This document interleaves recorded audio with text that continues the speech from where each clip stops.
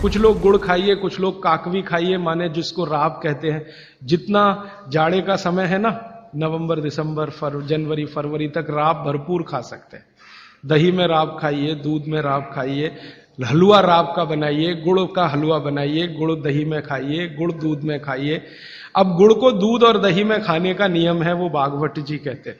वो कहते हैं जी दही में मिला के गुड़ खाया जाए, दही में मिला के गुड़ खाइए, दूध में गुड़ कभी मत मिलाइए,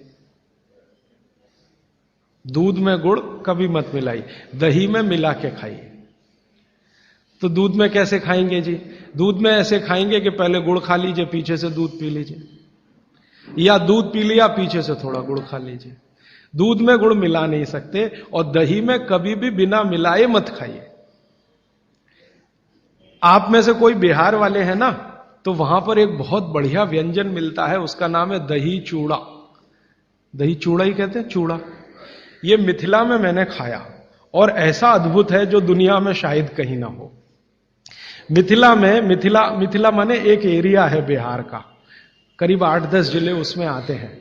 उन जिलों में जब भी आप जाएं तो मेहमान को वही परोस के लाते हैं। तो मैं भी मेहमान जैसा ही रहता हूं, तो मुझे हर घर में दही चूड़ा मिलता है। तो वो दही डाल के लाते हैं, ऊपर से गुड़ डाल के लाते हैं, दही के ऊपर गुड़ रहेगा। तो मैंने कई बार कहा कि अलग प्लेट में गुड़ ले आओ, तो वो कहते नहीं नहीं, आपको फिर खाना नहीं आता दही चूड़ा। तो पहले मुझे सच में नहीं मालूम था। अब जब ये मुझे पता चला बागभट्ट चिकित्सा का, तब मेरी अकल में आया कि वो सब बागभट्ट के चेले हैं, दही में गुड़ मिला के पहले से ही चिवड़ा पे रख के लाते हैं। तो दही में गुड़ मिला के ही खाइए। अगर आप दही खा रहे हैं तो गुड़ मिला के ही खाइए, तो दही के कई दोष जो आपके लिए अनुकूल नहीं है वो भी खत्म हो जाते हैं। और दूध में गुड़ कभी भी मत मिलाइए। एक जगह तो वो ये कहते हैं कि दूध खाली पी लीजिए, गुड़ आगे पीछे खा लीजिए, वो ज्यादा बेहतर है। तो गुड़ खाइए, मेरा कहने का मतलब ये है। अब गुड़ के कितने प्रिपरेशन है हमारे घर में? गुड़ का तिल का प्रिपरेशन एक है, तिल पट्टी कहते हैं, गजक, गजक। तो भरपूर गजक खाइए। क्यों खाइए जी? तिल है और गुड़ है। गुड़ में जो केमिकल है ऑर्गेनिक, तिल में लगभग वही सब है जो गुड़ में है। तिल भी क्षारीय है, गुड़ भी क्षारीय है, और दोनों क्षारीय चीजें खाएंगे तो पेट के अम्ल को बैलेंस करती रहेंगी। तो तिल गुड़ रोज खाइए, माने तिल की पट्टी बनाइए, गजक बनाइए, नहीं तो तिल का लड्डू बनाइए, गुड़ के साथ बनाइए। फिर इसी तरह से मूंगफली है, मूंगफली भी क्षारीय है और गुड़ भी क्षारीय है। तो मूंगफली और गुड़ मिला के वो पट्टी आती है, वो खाइए, बच्चों को खिलाइए।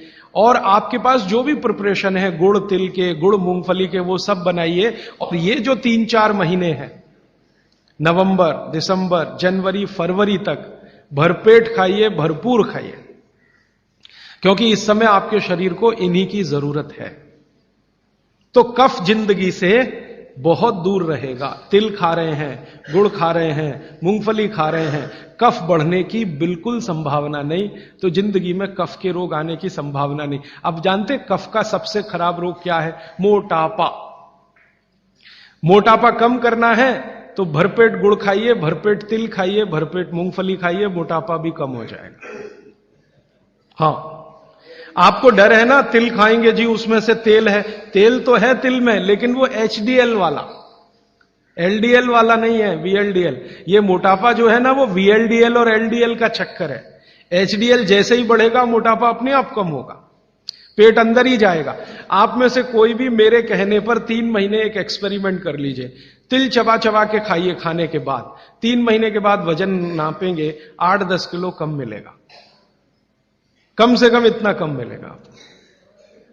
खाना खाया, खाने के बाद आप सौंफ खाते हैं ना, सौंफ की जगह तिल खाइए। और काला खाया तो और ज्यादा वजन कम मिलेगा। काला तिल एक है, सफेद। काले की गुणवत्ता सफेद से भी ज्यादा है। लेकिन ये इन्हीं 4 महीनों में, गर्मी में अगर आपने यही तिल खाया तो प्रॉब्लम आएगी। भागवत जी कहते हैं कि तिल खाने का सबसे अच्छा समय वही है जो आज चल रहा है, ये फरवरी तक चलेगा। तो फरवरी तक, और कभी बहुत ज्यादा लिबरल हो तो होली के दिन तक वो कहते हैं तिल खाने का समय है। होली होते ही तिल कम करिए या खत्म करिए। फिर कुछ और चीज आएगी, वो क्या आएगी वो मैं बता दूं।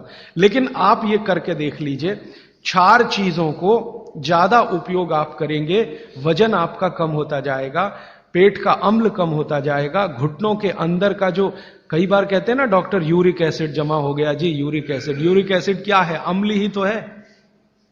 तो ये यूरिक एसिड आपको कम करना है, तो गांठ के सब जो माने जोड़ों के दर्द आपको कम करने हैं, तो इनके लिए ये सब चिकित्सा बताई है। तिल है, गुड़ है, और मैंने एक चीज बोली थी कि अगर आप जैन नहीं हैं तो शहद है।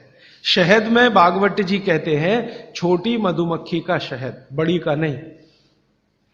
तो शहद लाएं तो उसको पूछ लीजिए।